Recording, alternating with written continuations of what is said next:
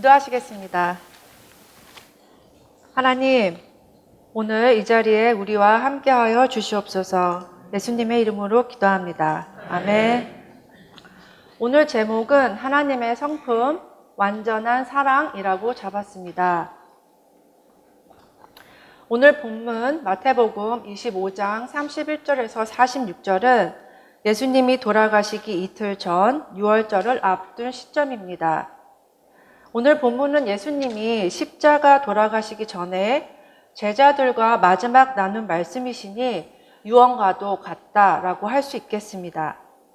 마태복음 25장 46절 마지막은 저희는 영벌에 의인들은 영생에 들어가리라고 막을 내립니다. 그러면 결국 예수님이 남기신 마지막 말씀은 무시무시한 심판의 말씀인가요? 무시무시하게 무서운 이야기로 겁을 주시는 것일까요? 오늘 나눔은 저의 평소 개인적 궁금증 중에 하나였던 왜 하필이면 예수님은 6월절에 어린 양으로 돌아가셨을까 하는 질문에 대한 고민과 여정을 함께합니다. 6월절은 이스라엘의 가장 큰 명절입니다. 아시다시피 6월절은 출애굽을 기념하는 명절입니다. 출애굽 사건이 과연 무엇이길래 예수님이 6월절에 어린 양으로 돌아가셨을까? 이 질문과 함께하는 이 시간이 되시면 좋겠습니다. 1. 다시 오시는 예수님과 양과 염소. 31절 인자가 자기 영광으로 모든 천사와 함께 올 때에 자기 영광의 보좌에 앉으리니. 31절에서 주어가 인자입니다. 사람의 모습으로 돌아가셨고 승천하셨다가 다시 오실 때에도 인자의 모습으로 오시나 봅니다. 예수님이 태어나실 때에 극히 소수의 사람들만 알고 대부분 아무도 알지 못하게 아무도 관심을 갖지 않는 지극히 낮은 마구간으로 오셨습니다. 하지만 다시 오실 때에는 만국 백성 모든 사람이 다 알 수 있도록 자기 영광으로 한두 천사도 아니고 모든 천사와 함께 오셔서 자기 영광의 보좌에 앉으신다고 하십니다. 32절 모든 민족을 그 앞에 모으고 각각 구분하기를 목자가 양과 염소를 구분하는 것 같이 하여. 보좌에 앉으셔서 하신 일이 이스라엘뿐 아니라 모든 민족을 모으십니다. 소환하십니다. 우리도 우리보다 힘 있는 사람이 부르면 가기 싫어도 바로 갑니다. 하지만 힘이 없고 우리가 안 가도 되는 사람이 부르면 가지 않습니다. 그런데 모든 민족이 예수님이 모은다고 예수님 앞에 다 모입니다. 십자가에서 그렇게 아무 힘도 못 쓰고 무기력한 현상의 모습으로 돌아가신 것과는 대조적으로 온 세상이 알도록 다시 오셔서 온 민족을 불러 모아 그 앞에 모으고 나누십니다. 숙련된 목자가 양과 염소를 나누면 한치의 오차도 없습니다. 양은 양이고 염소는 염소 아주 명백하게 나누십니다. 33절 양은 그 오른편에 염소는 왼편에 두리라. 우리 하나님 축제 같은 거 하면 gym에 모여서 OX 퀴즈를 합니다. O는 O고 X는 X입니다. 중간에 왔다리 갔다리 하다가 결국은 줄 중에 하나를 택합니다. 오늘 양과 염소의 비유는 그냥 한 것이 아니라 양의 성질과 염소의 성질에 따른 것이라고 합니다. 양은 순종적입니다. 염소는 치받습니다. 제가 속한 순이 우리 사랑순입니다. 아주 사랑스러운 5명이 있습니다. 3명은 개띠, 2명은 범띠입니다. 아주 치받는 것들끼리 모여서 잘하고 있습니다. 자, 34절과 41절은 나중에 함께 보겠습니다. 왜냐하면 저에게 오늘 본문의 핵심은 34절과 41절이었기 때문입니다.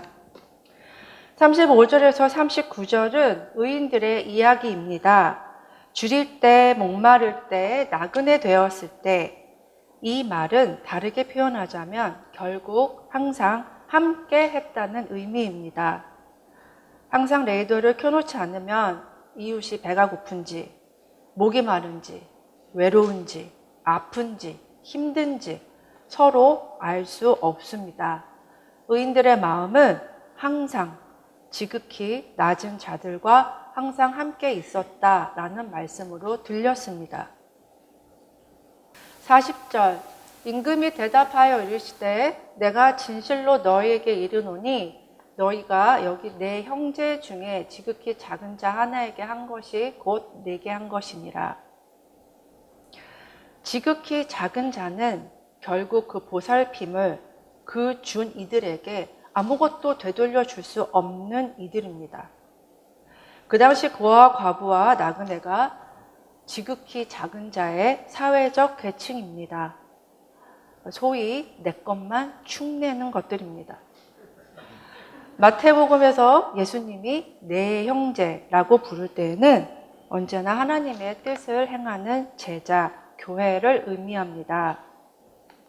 여기서 의인들이 도운 대상이 당시 일반적 사회의 약자인 고아와 과부와 나그네뿐 아니라 당시 예수님 때문에 핍박받던 교회이기도 합니다. 마태복음 저자는 이 의인들이 교회, 즉 제자 혹은 마태 공동체를 돕고 어려움을 함께한 것이 곧 예수님께 한 것이다 강조하기 위해 일부러 내 형제라고 사용했습니다.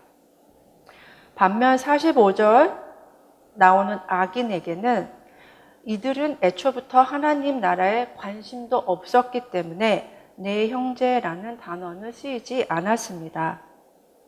마태가 일자 독자로 여긴 당시 유대 종교인들은 예수님의 제자이건 교회이건 일반적 약자이건 지극히 작은 자들의 어려움과 고통에는 1도 관심이 하나도 없는 철저히 외면하고 산 사람들입니다. 오늘 본문에서 의인들은 자기들이 지극히 낮은 자를 도운 것이 예수님께 한 것이라고 전혀 의식하지 못하고 있었습니다.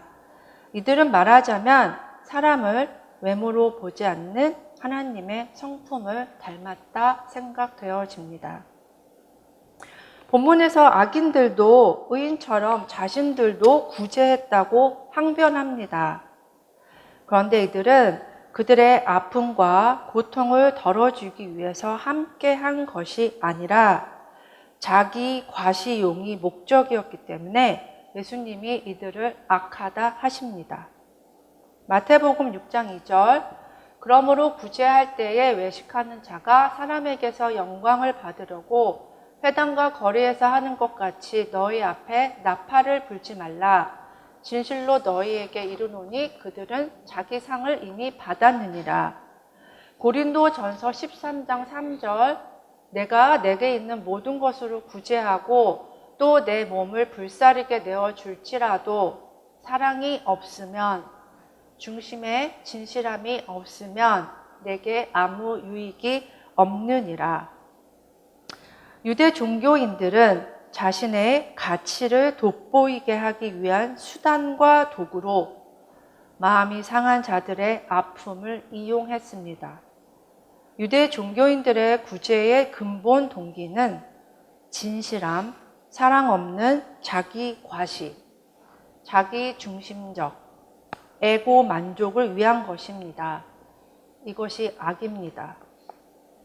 두 번째, 상속자. 오늘 아까 1부를 해보니 한 30분, 40분 정도 길지 않더라고요. 원래 한 2시간 정도로 하려고 마음을 먹었는데 참고 했습니다. 그래서 내용이 아마 얘 끝날 때쯤 됐다 하는데 뭔가 죽지 않는 주인공처럼 끝날 듯 안 끝날 듯 끝날 듯 안 끝날 듯 합니다. 그러니 미리 그 점을 염두에 두시고 같이 해주시면 감사하겠습니다. 상속자 34절 그때에 임금이 그 오른편에 있는 자들에게 이르시되 내 아버지께 복 받을 자들이여. 이 미래형으로 쓴 것은 당시 헬라어로 쓰여진 것을 헬라어의 시제에 따라서 이렇게 쓰여졌기 때문에 한국어로 번역하신 분들이 복 받을 자들이여 이렇게 했다고 합니다. 자세한 건 저쪽에 계신 우리 이 성도님께 여쭤보시고 나와 창세로부터 너희를 위하여 예비된 나라를 상속하라. 41절 또 왼편에 있는 자들에게 이르시되 저주를 받는 자들아 나를 떠나 마귀와 그 사자들을 위하여 예비된 영원한 불에 들어가라. 아까 앞서 살펴보신 오늘 본문 시작인 31절은 인자로 시작합니다. 그런데 보좌에 앉아 모든 민족을 불러 양과 염소로 나누고 나서 그때에 34절에는 주어가 임금으로 대신합니다. 인자로 오신 예수님이 재림시에는 최종 심판자이신 임금이 되십니다. 34절에서 혹시 눈에 띄는 단어가 있으신가요? 저에게는 상속하라가 아주 크게 눈에 띄었습니다. 그래서 한참을 머물러 있었습니다. 일반적으로 상속은 대를 이루어집니다. 아버지에게서 아들로 이어집니다. 내가 재벌가의 상속자가 되고 싶다고 노력한다고 잘 보인다고 그 집안의 상속자가 될 수 있는 것은 아닙니다. 상속은 단순히 착한 행위의 대가로 얻을 수 있는 것이 아닙니다. 이 34절은 분명 양들에게 하시는 말씀입니다. 양들이 무언가를 뛰어나게 잘해서 구제를 많이 해서 받는 상이었다면 과연 상속이라는 표현을 쓰셨을까? 라는 의구심에서 계속 곱씹어 읽어보게 되었습니다. 저나 여러분이나 창세로부터 있었습니다. 사탄의 속임으로 말미암아 하나님과의 단절을 선택하기 전에 우리는 태초부터 있었고 하나님은 우리 안에 우리가 이 마지막 심판날에 하나님 앞에 설 때에 이미 그 안에 창세로부터 이 상속자의 유선이 우리 안에 심겨져 있었다고 말씀하시는 것 같습니다. 다시 말해 하나님이 인간을 지으셨을 때는 플랜은 오직 단 하나였던 것 같습니다. 하나님은 창세로부터 지극히 처음부터 애초부터 인간을 만들 때부터 인간을 만들어야겠다고 마음 먹으셨을 때부터 하나님이 모든 인간을 예비해 놓으신 것은 하나님 나라뿐입니다. 자녀가 잘못된 길로 가기를 바라는 부모는 없습니다. 제가 오늘 본문에서 만난 가장 큰 것은 이것입니다.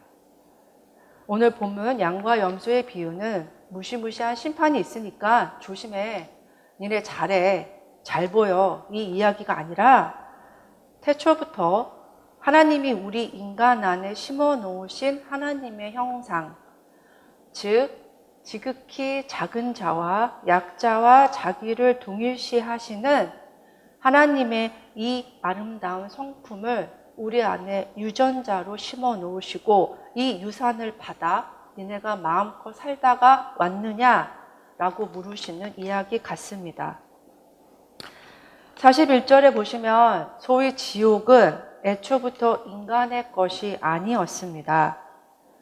영영한 불은 마귀와 그 사자들을 대상으로 예비해 놓은 것이지 하나님이 사랑으로 중심의 진실함으로 지으신 인간을 위해, 나를 위해, 우리를 위해 예비해 놓은 것이 절대 아니라는 것입니다. 그러니 지극히 작은 자와 동일시하시는 하나님의 성품의 유전자를 이어받은 상속자로서 그 하나님의 인격과 품성으로 하나님이 주신 이 삶을 아름답고 기쁘게 누리고 살아가면 되는데, 정말 안타깝게도 마귀들과 그 사자들에게 속아서 이 귀한 상속자의 유업을 스스로 끊어버리고 하나님과 철저한 남남으로 그지같이 살고 있습니다. 이것이 저주입니다. 하나님이 보실 때 진짜 얼마나 마음이 아프실까, 가슴이 찢어지실까. 좋은 길 앞에 다 차려놨더니 엉뚱한 길로 가서 살고 있는 우리를 보시면 가슴이 찢어지실 것 같습니다. 그런데 우리 다 아는데 왜 이러고 살고 있나? 3번 출애굽과 타자화가 있습니다. 오늘 제가 함께 나누고 싶었던 개념이 타자화입니다. 일반적으로 타자는 나 이외의 사람을 의미하는 그냥 일반적인 명사입니다. 그런데 여기에 화가 붙으면 다른 개념이 됩니다. othering이라고 하는 이 타자화는 특정 개인이나 집단을 나와는 다른 남, 타자로 규정하고 분리하여 그들의 고유한 주체성을 지우고 이질적인 존재로 부각시키는 사회 철학적 과정이라고 합니다. 이는 주로 강자나 주류 집단이 소수 집단을 통제하고 차별을 정당화하는 수단으로 이용하는 것입니다. 이 타자화의 주요 특징을 간단하게 살펴보도록 하겠습니다. 1번, 주체성 박탈. 대상을 살아있는 주체가 아닌 단순한 개체나 도구, it으로 여깁니다. 타자를 존엄한 인격을 가진 인격체로 대하는 것이 아니라 비인격적인 존재로 여겨 막대합니다. 두 번째, 우리와 그들의 분리. 우리는 정상, 그들은 비정상. 세 번째, 차이의 일반화. 타자화된 집단 내부의 개별적 차이를 무시하고 이데올로기나 어떤 자신들이 원하는 고정관념이나 편견으로 묶어버립니다. 네 번째, 권력 관계를 반영합니다. 사회적 강자가 약자를 지배하거나 배제하기 위한 방식을 정당화하는 도구가 됩니다. 출애굽기를 잠깐 보시겠습니다. 출애굽기 1장 8절, 요셉을 알지 못하는 새 왕이 일어나 애굽을 다스리더니 9절, 그가 그 백성에게 이르되 이 백성 이스라엘 자손이 우리보다 많고 강하도다. 자, 우리가 그들에게 대하여 지혜롭게 하자.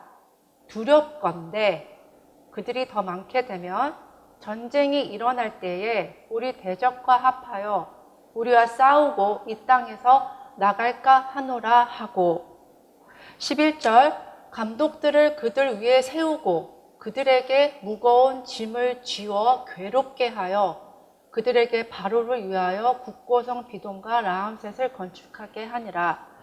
국고성은 만일의 사태를 대비하기 위해 국가의 창고용으로 건설된 성을 말한다고 합니다. 14절, 고역으로 그들의 생활을 괴롭게 하니 곧 흙 이기기와 벽돌 굽기와 농사의 여러 가지 일이라. 그 시키는 역사가 다 엄하였더라. 이집트의 새 왕이 이스라엘 백성을 진짜 자기 백성이라고 여겼다면, 자기 나라의 일원으로 여겼다면 백성 숫자가 많아지면 좋은 것 아닙니까? 그런데 이 어리석은 애굽의 새 왕, 400여 년 전 애굽의 총리였던 이스라엘 사람인 요셉을 알지 못하는 이 이집트 새 왕은 당시 이스라엘은 왕도 없고 나라의 구체적인 형태도 없었음에도 불구하고 이스라엘을 자기들에게 불이익을 가져다 주는 위협적인 존재로 규정해 버렸습니다. 저에게는 이것이 타자화로 보입니다. 이 애굽왕이 그런데 이스라엘을 이렇게 배척한 배경이 무엇인가요?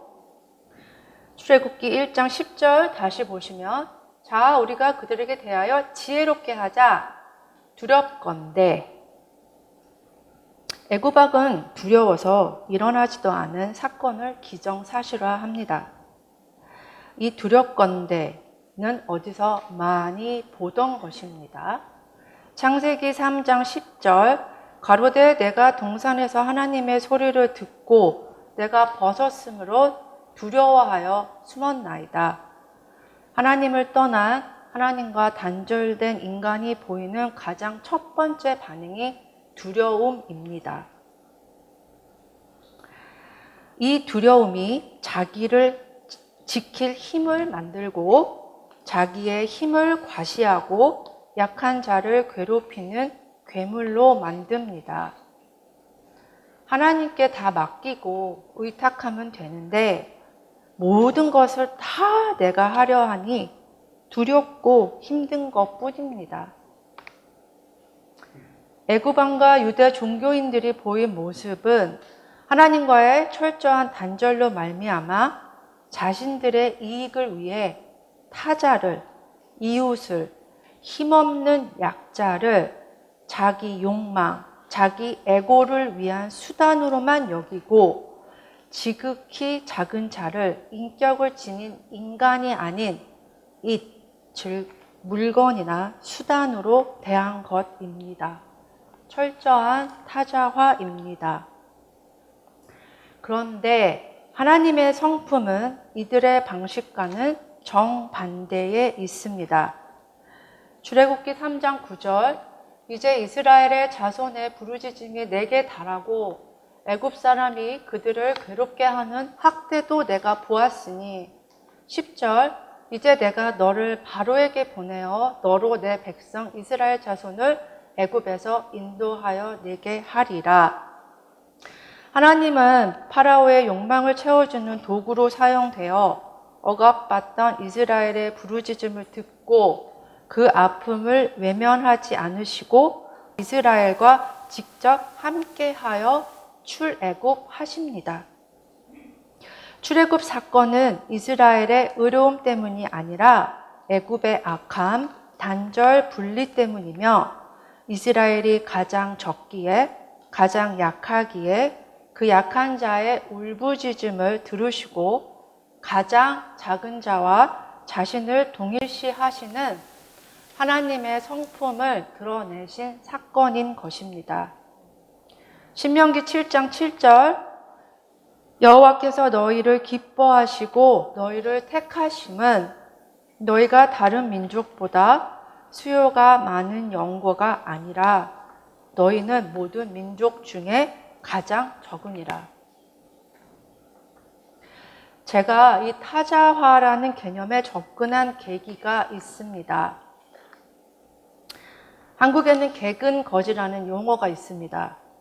무슨 의미인지 처음에 들었을 때 전혀 가늠이 가지 않아 알아봤더니 한국의 많은 학생들이 해외여행을 다녀와 학교를 많이 빠집니다.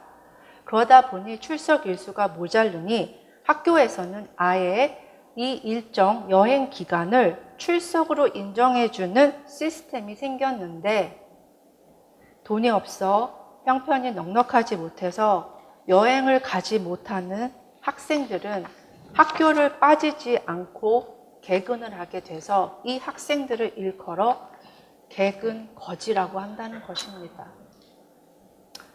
저는 이 얘기를 들었을 때 정말 너무너무 화가 나고 너무너무 가슴이 아팠습니다. 개근이라는 성실을 대변하는 훌륭한 가치를 비하하는 것까지 모자라 여행을 가지 못한 친구들의 아픔을 생각하지 않고 그들을 거지라 부릅니다. 철저한 타자화입니다. 제가 이 개근 거지를 쫓고 쫓다가 타자화라는 개념을 알게 되어 함께 나누게 된 것입니다. 4번 단절과 두려움 그리고 유일한 희망 임마누엘. 살펴본 바와 같이 두려움, 결국 하나님과 단절된 인간의 근본에는 두려움이 있고, 이 두려움은 사람과 사람 간에도 더욱더 철저한 단절을 만들어냅니다. 자기 하나만 아는 이기적인 에고를 더욱 강화시킵니다. 출애굽 당시를 살펴보시면 당시 이스라엘 백성이 뭘 잘해서 스스로 나온 것이 아닙니다. 힘이 세서 싸워서 이기고 나온 것도 아닙니다. 사실 아무것도 하지 않았습니다. 모든 것을 하나님이 혼자 북치고 장구치고 다 하셨습니다. 오직 하나님의 전적인 능력으로만 이스라엘 백성이 애굽에서 나왔습니다. 숫자가 많다라는 이유로 핍박받던 곳에서 출애굽 시키셔서 하나님이 이스라엘 백성을 이상한 데로 갖다 놓으셨나요? 아닙니다. 젖과 꿀이 흐르는 가장 좋은 땅으로 인도해 내시고 원하신 것이 딱 하나 있습니다. 내 법. 내 법을 지켜 누리고 살아. 하나님 나라의 법을 누리고 살아. 이 말입니다. 저에게 출애굽을 기념하는 6월절 어린 양으로 오신 예수님이 조금 이해가 가기 시작했습니다. 출애굽이 어떤 의미이며 이 출애굽을 기념하는 6월절의 어린 양으로 돌아가신 예수님. 하나님과 단절되어 두려움으로 살고 있는 우리 인간에게 임마누엘로 오신 것입니다. 마태복음 1장 23절 보라 처녀가 잉태하여 아들을 낳은 것이요 그의 이름을 임마누엘이라 하리라 하셨으니 이를 번역한즉 하나님이 우리와 함께 계시다 함이라. 마무리를 하도록 하겠습니다. 양, 하나님 나라, 연결됨, 하나님과 하나됨, 염소, 애국, 종교인, 타인을 도구와 단절됨, 자기 중심적. 하나님 나라의 법은 위대하고 세고 이런 게 아닙니다. 타인의 고통을 내 고통으로 여기는 마음, 약한 자를 돌보는 마음, 사람을 외모로 판단하지 않는 마음,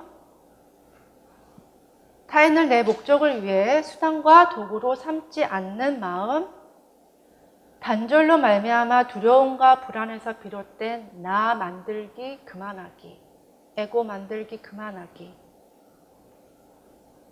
원래 우리 본연의 모습, 하나님 앞에서 낮은 사람들, 창세로부터 예비된 하나님 나라의 상속자, 애국, 제국입니다. 힘이 지배하는 곳, 잇들이 모인 곳입니다. 서로가 다 it입니다. 서로가 서로를 자기 욕망의 도구로만 여기는 it들의 모인 판입니다. 계산만이 난무한 곳입니다. 타인을 도구화합니다. 타인을 자기의 이익을 위해 사용합니다. 하나님을 도구화시킵니다. 왜냐하면 하나님이 it이기 때문입니다. 이들에게 마귀와 사자들을 위해 예비된 영영한 불이 있습니다. 하나님 나라는 임마누엘, 내가 너와 항상 함께함이라 평강과 안식입니다. 애굽의 나라, 두려움, 하나님과 단절됨으로 말미암아 생긴 두려움으로 단절로 살고 있습니다. 신명기 4장 8절 오늘 내가 너희에게 선포하는 이 율법과 같이 그 규례와 법도가 공의로운 큰 나라가 어디 있느냐. 하나님은 그 큰 힘을 약자, 지극히 작은 자들을 위해 쓰십니다. 당신의 힘을 과시하기 위해 그 큰 힘을 쓰지 않으십니다. 이러한 모습이 우리 인간의 본성으로 우리 안에 심어 놓으신 하나님의 형상이라고 합니다. 우리를 위해 대신 죽으신 예수님이 우리에게 바라는 것이 뭐가 있을까요? 마지막 유언과도 같으신 오늘 양과 염소의 본문을 나누면서 선명해졌습니다. 창세로부터 너희를 위하여 예비된 나라를 상속하라. 상속자로 태어난 너희, 상속자의 유업을 받지 마귀와 그 사자들을 위해 예비된 영영한 불로 들어가지 마라고 하시는 것 같습니다. 상속자의 당당함으로 세상을 이기는 우리 모두가 되기를 바랍니다. 기도하시겠습니다. 현상의 것들은 우리를 불안과 두려움에서 이끌어내지 못합니다. 오직 단절된 하나님과 인간 사이를 중보자로 오신 예수님을 믿음으로만 가능합니다. 하나님과 다시 하나가 되는 회복의 복이 우리 모두에게 임하여 창세로부터 우리를 위하여 예비된 나라를 상속으로 받아 누리게 하여 주세요. 예수님의 이름으로 기도합니다. 아멘.